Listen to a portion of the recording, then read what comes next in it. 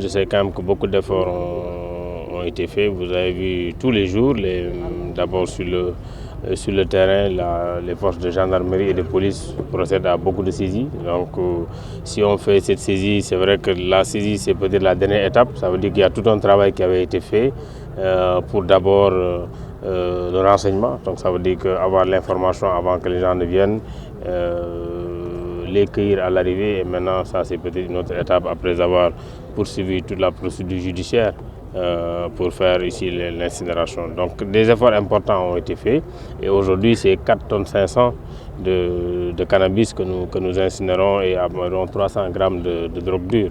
Donc c'est quand même important, mais c'est aujourd'hui une lutte qu'il faut continuer, qu'il faut renforcer davantage, parce que nous sommes tous conscients des effets néfastes que ça fait sur l'être humain et surtout sur la jeunesse. Cette année et même peut-être l'année passée, le comité de lutte a beaucoup plus fait un focus sur la sensibilisation. Il faut aujourd'hui sensibiliser les jeunes, montrer également les différents effets, et également il faut aller vers les jeunes, surtout pour les sensibiliser contre les effets néfastes de la drogue. Donc c'est un volet important, ce n'est pas uniquement la répression. Il faut aujourd'hui d'abord sensibiliser pour que les gens n'y pensent même pas. Je ne parle même pas de ne le consomment pas, mais n'y pensent même pas.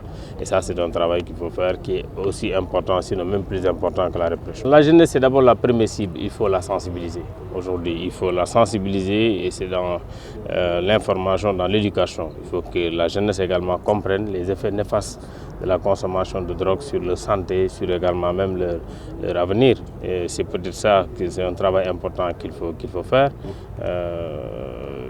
Et il ne faut jamais lâcher, parce que quand même c'est un milieu qui est très tentant. Donc c'est à ce niveau qu'il faut faire l'essentiel du travail, ce qui fait que si ce travail-là est fait, peut-être nous n'aurons pas beaucoup de fumeurs et par conséquent pas avoir même beaucoup de vendeurs. Parce qu'en fait, si les gens vendent de la drogue, c'est parce que certainement il y a des consommateurs. S'il n'y a pas de consommateurs, il y a les pas. Donc il faut aujourd'hui aller dans ce sens, sensibiliser davantage les jeunes, les leaders d'opinion. Je pense que les religieux, chacun a sa place dans ces sensibilisations. Ce n'est pas uniquement une affaire de police, c'est d'abord une affaire qui concerne toute la société. Donc c'est d'abord dans les familles.